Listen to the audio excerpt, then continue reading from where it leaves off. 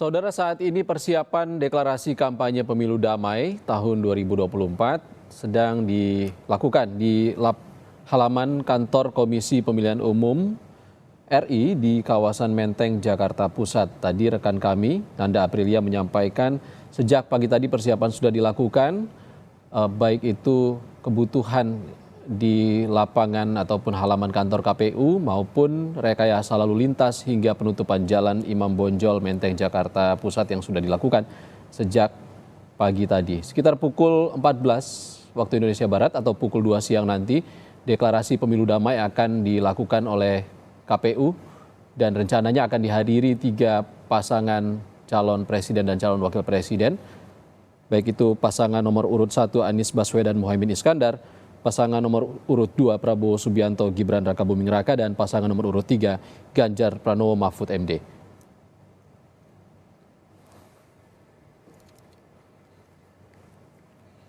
Saudara, kita sudah bersama dengan manajer program Perludem, Perkumpulan untuk Pemilu dan Demokrasi, Fadli Ramadhanil, untuk membahas deklarasi damai yang akan dilakukan oleh KPU siang ini. Selamat siang, Mas Fadli. Selamat siang, Mas. Mas Fadli, deklarasi akan dilakukan pemilu damai. Pemilu damai itu pemilu yang seperti apa sih sebenarnya kalau dari kacamata Perludem? Pertama, menurut kami pemilu yang damai itu harusnya pemilu yang dijalankan sesuai dengan prinsip-prinsip pemilu yang berintegritas, sesuai dengan prinsip-prinsip pemilu yang jujur dan adil, sebagaimana juga yang disebutkan secara eksplisit di dalam Konstitusi Undang-Undang Dasar Negara Republik Indonesia tahun 1945. Nah, pemilu harus dijalankan secara jujur, secara adil, dan kehendak bebas dari pemilih dalam memberikan hak pilihnya itu betul-betul difasilitasi dan dilindungi oleh negara. Selain itu, pemilu yang damai, pemilu yang jujur, pemilu yang adil juga menghendaki adanya penyelenggara pemilu yang jujur dan adil juga. Nah, termasuk juga kontestasi yang dijalankan dalam sebuah pemilu yang damai, pemilu yang jujur, pemilu yang adil itu harus memastikan tidak ada aparatur negara, aparat keamanan, aparat penegak hukum yang disalahgunakan untuk kepentingan pemenangan calon tertentu. Jadi kalau bagi kami di Perludem, pemilu damai itu sebetulnya adalah esensi yang kemudian tidak hanya gampang diucapkan atau dilakukan tindakan seremonial seperti yang saat ini juga, tapi ini adalah salah satu baseline yang harusnya dipenuhi oleh semua stakeholder penyelenggaraan pemilu, baik secara langsung maupun tidak langsung. Baik itu penyelenggara, peserta pemilu, pemilih, maupun stakeholders lainnya, semacam kepolisian, TNI, Polri, ASN, dan lain-lain, mestinya berada dalam semangat dan tindakan yang sama untuk memastikan pemilu damai itu tidak hanya soal jargon, tidak hanya soal deklarasi, tapi betul-betul terimplementasi di dalam semua stakeholder menjalani kontestasi. Ukurannya apa, Mas Fadli? Karena kan besok kita sudah mulai kampanye 28 November. Salah satu ukuran yang paling sederhana menurut saya, Mas, penyelenggara pemilunya mesti patuh dan taat pada peraturan perundang-undangan, putusan pengadilan, dan betul-betul menjadi wasit yang netral dan adil. Nah, apakah itu terjadi sekarang? Menurut saya tidak sepenuhnya terjadi. Ada problem yang serius di institusi penyelenggara pemilu, terutama KPU saat ini, yang sampai hari ini masih tidak patuh misalnya terhadap putusan Mahkamah Agung untuk mengubah regulasi soal pencalonan perempuan 30% tiap dapil, mengubah peraturan KPU soal mantan koruptor yang harus menjalani masa jeda 5 tahun. Nah, termasuk juga Bawaslu misalnya. Bawaslu sampai hari ini saya ingin mengatakan bahwa mereka sangat lambat sekali dalam merespon dugaan pelanggaran yang terjadi. Fungsi pengawasan seperti tidak berjalan gitu ya. Tadi kan Bawaslu mengundang juga 3 pasangan calon presiden untuk melakukan komitmen terhadap penegakan hukum gitu. Sementara Bawaslu sendiri terkesan lambat dalam melakukan penegakan hukum. Banyak sekali dugaan-dugaan pelanggaran itu yang dibiarkan berlalu begitu saja. Nah, misalnya ada beberapa laporan pelanggaran yang sudah masuk ke Bawaslu yang kami ikuti itu, misalnya dugaan pelanggaran yang dilakukan oleh wakil menteri yang mengumpulkan sejumlah orang untuk mendorong pemenangan pasangan calon presiden tertentu. Nah, ada juga informasi yang sudah banyak beredar di publik soal kendaraan BUMN yang digunakan untuk mengangkut alat peraga kampanye calon tertentu.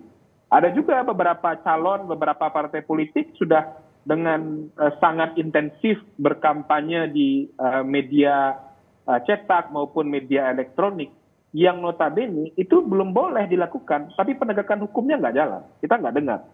Padahal Bawaslu itu adalah organ negara yang diberikan sumber daya, baik itu sumber daya aparatur maupun sumber daya uang, untuk menjaga integritas pemilu. Mereka juga adalah lembaga negara yang sudah diberikan kewenangan untuk kemudian menindak setiap pelanggaran pemilu tanpa harus menunggu adanya laporan dari masyarakat, dari peserta pemilu maupun dari pemilih. Nah, ini yang kita rasa tidak dilakukan dengan maksimal.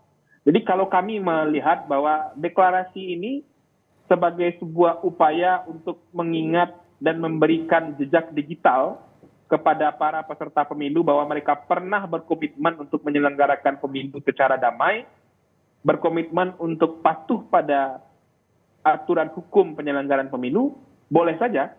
Tapi yang jauh lebih esensial menurut saya adalah apakah pemilu damai, pemilu berintegritas itu terimplementasi dari tindak tanduk dan langkah mereka. Sampai hari ini itu belum terjadi menurut saya. Oke, Mas Fadli, kalau kita breakdown satu-satu, tadi Anda mengatakan banyak sekali sebenarnya masalah yang belum diselesaikan oleh KPU dan Bawaslu. Salah satunya adalah putusan terkait dengan keterwakilan 30% perempuan terkait dengan peraturan KPU. Apakah ini putusan Mahkamah Agung yang diputuskan sebelum putusan MK terkait dengan batas usia Capres-Cawapres? Jangan dijawab dulu Mas Fadli, kami akan kembali. Saya jeda. Saudara, ini adalah suasana Jalan Imam Bonjol, Menteng, Jakarta Pusat. Saat ini Komisi Pemilihan Umum mempersiapkan seremoni deklarasi damai pemilu 2024 yang akan dilaksanakan pukul 14 waktu Indonesia Barat atau pukul 2 siang. Sejak pukul 7 pagi tadi Jalan Imam Bonjol di depan kantor KPU sudah ditutup dan dialihkan dari kendaraan dari arah Taman Suropati ke Bundaran HI. Namun arah sebaliknya Jalan Imam Bonjol tidak ditutup yang bersifat kondisional hingga acara selesai pukul 17 atau pukul 5 sore waktu Indonesia Barat. Ada sekitar 100 personel gabungan dari Polres Metro Jakarta Pusat dan juga Polda Metro Jaya yang sudah dikerahkan untuk mengamankan lokasi yang nantinya akan digunakan untuk deklarasi pemilu damai 2024 dan akan dihadiri 3 pasangan Capres Cawapres pemilu 2024. Kita masih bersama dengan manajer program Perludem Fadli Ramadhanil untuk membahas esensi terkait dengan pemilu damai. Mas Fadli, tadi Anda mengatakan masih banyak PR sebenarnya perangkat pemilu seperti KPU yang belum menyelesaikan beberapa pekerjaan rumahnya. Salah satunya terkait dengan putusan badan yudikatif seperti putusan Mahkamah Agung yang membulatkan angka 30% keterwakilan perempuan dalam legislatif. Ini tidak dilaksanakan atau seperti apa, Mas Fadli? Sampai hari ini kan tidak dilaksanakan oleh KPU. Padahal itu memberengus hak politik banyak sekali politisi perempuan yang harusnya bisa dipastikan dicalonkan oleh partai politik. Nah, kemarin koalisi masyarakat sipil sudah melaporkan hal ini kepada Bawaslu untuk meminta pertanggungjawaban Bawaslu untuk fungsi pengawasan dan penegakan hukumnya. Nah, ini kan kita uji nih Mas. Bawaslu katanya berkomitmen untuk mewujudkan penyelenggaraan pemilu yang berintegritas dan berkeadilan. Tadi sudah undang 3 pasangan calon presiden dan komitmen juga untuk memastikan semua kerangka hukum pemilu itu dipatuhi dan dilaksanakan. Mas Fadli, sorry, tapi kalau Ketua KPU bilang kan ini putusan MA ini langsung berlaku, tidak perlu ada revisi peraturan KPU. Betul. Memang benar putusan MA itu langsung berlaku, tapi kan problemnya sekarang partai politik malah kemudian membalikkan bolanya kepada KPU. Kalau kemudian tidak diatur melalui peraturan KPU, mereka tidak mematuhi itu. Nah, yang dilakukan KPU apa? Adalah dengan membuat surat edaran yang tidak punya daya ikat sama sekali. Dan pernyataan publik KPU kan juga mengonfirmasi bahwa mereka mengatakan, ya tidak bisa KPU memaksa partai politik untuk memenuhi itu. Kesalahan elementernya kan di sana sebetulnya, Mas. Padahal kewajiban untuk memenuhi 30% perempuan itu merupakan bagian dari syarat partai politik bisa mengikuti pemilu di setiap daerah pemilihan yang diverifikasi oleh KPU. Artinya kalau tidak terpenuhi syarat 30% pencalonan perempuan tiap dapil itu, partai itu tidak memenuhi syarat untuk jadi peserta pemilu di dapil itu. Nah, artinya harus didiskualifikasi. Nah, ini yang terjadi kekeliruan menurut saya dalam pemahaman KPU. Sengaja atau tidak, saya kira itu KPU yang bisa menjawab. Nah, kita sudah minta tindakan KPU yang membiarkan partai politik yang tidak memenuhi 30% perempuan ini dikoreksi melalui mekanisme penegakan hukum yang dijalankan oleh Bawaslu. Hari Selasa besok akan dibacakan putusannya. Apakah KPU melakukan pelanggaran administrasi atas tindakan yang membiarkan partai politik yang tidak memenuhi 30% perempuan di tiap dapil dengan membolehkan mereka tetap ikut pemilu di dapil itu. Nah, ini yang juga menjadi ujian. Apakah benar deklarasi komitmen terhadap bagaimana penyelenggaraan pemilu itu betul-betul patuh pada kerangka hukum pemilu, termasuk juga turunan dari deklarasi pemilu yang damai di 2024 itu betul-betul bisa diwujudkan. Saya ingin mengatakan bahwa pemilu damai itu tidak bisa dilihat dalam konsep pemilu yang tidak berdarah-darah, pemilu yang tidak menimbulkan jatuhnya korban jiwa, pemilu yang tidak menimbulkan konflik di mana-mana. Saya berkeyakinan untuk Indonesia, Mas, di pemilu 2024 itu tidak akan terjadi. Artinya pemilu yang chaos, pemilu yang penuh dengan ledakan granat, senjata, ada orang yang terbunuh dan lain-lain. Saya kira untuk pemilu Indonesia itu tidak akan terjadi. Makanya deklarasi kampanye pemilu damai itu harus dilihat dalam kerangka penyelenggaraan pemilu yang dilaksanakan sesuai dengan nilai-nilai pemilu yang demokratis dan berkeadilan. Pemilu yang jujur, patuh pada kerangka hukum pemilu, melaksanakan putusan pengadilan, penyelenggara pemilu yang transparan, yang terbuka. Ini yang harusnya dipenuhi oleh KPU. Ini yang harusnya dipenuhi oleh penyelenggara pemilu. Nah, makanya menjadi kewajiban kita semua untuk memastikan itu bisa diwujudkan. Kalau deklarasi kampanye pemilu damai 2024 hanya berhenti di jargon saja, hanya berhenti di seremonial seperti ini saja, sampai Jalan Imam Bonjol ditutup ini sepertinya, ini tidak akan mendapatkan esensi yang utama. Bagaimana pemilu itu betul-betul bisa menjadi perwujudan dari kedaulatan rakyat, bagaimana kemudian pemilih bisa mengekspresikan hak pilihnya secara bebas, bagaimana aparat keamanan, aparat penegak hukum tidak dimobilisir untuk kepentingan calon tertentu, bagaimana program pemerintah tidak disalahgunakan untuk kepentingan pemenangan calon tertentu, itulah yang harus dipastikan dalam esensi pemilu damai itu. Jadi kalau hanya pemilu damai sebatas tidak ada tembakan, tidak ada letupan granat, saya yakin pemilu 2024 di Indonesia tidak akan terjadi seperti itu. Kita juga berharap demikian, tentunya saja, Bung Fadli. Bung Fadli, kalau pemilu tidak hanya KPU kan sebenarnya, ada juga Bawaslu, bahkan ada partai politik, pemilih, dan juga elemen lain seperti aparat penegak hukum. Apa sebenarnya yang perlu dipegang bagi tiap elemen agar pemilu damai ini tercipta? Aparat penegak hukum menurut saya harus profesional, harus imparsial dan konsisten dengan tugas dan kewajibannya. Tidak boleh ada tebang pilih dalam penegakan hukum, tidak boleh ada politisasi dalam penegakan hukum yang berkaitan dengan kepentingan kontestasi pemilu 2024. Misalnya, jangan sampai aparat penegak hukum karena punya preferensi atau keberpihakan kepada peserta pemilu tertentu, sehingga lawan politiknya dicari-carikan kasusnya.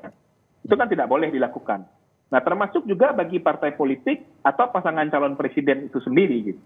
Harus ada kesadaran, harus ada literasi, dan harus ada inisiatif yang sungguh-sungguh dan serius untuk memastikan semua jajaran mereka itu memastikan penyelenggaraan pemilu itu ada aturan mainnya. Misalnya ya, Mas, salah satu yang kita sayangkan adalah Hari-hari ini kan kampanye belum boleh. Kampanye itu baru boleh dilakukan besok. Dan khusus untuk kampanye di media cetak, media elektronik, itu hanya boleh dilakukan 21 hari terakhir masa kampanye.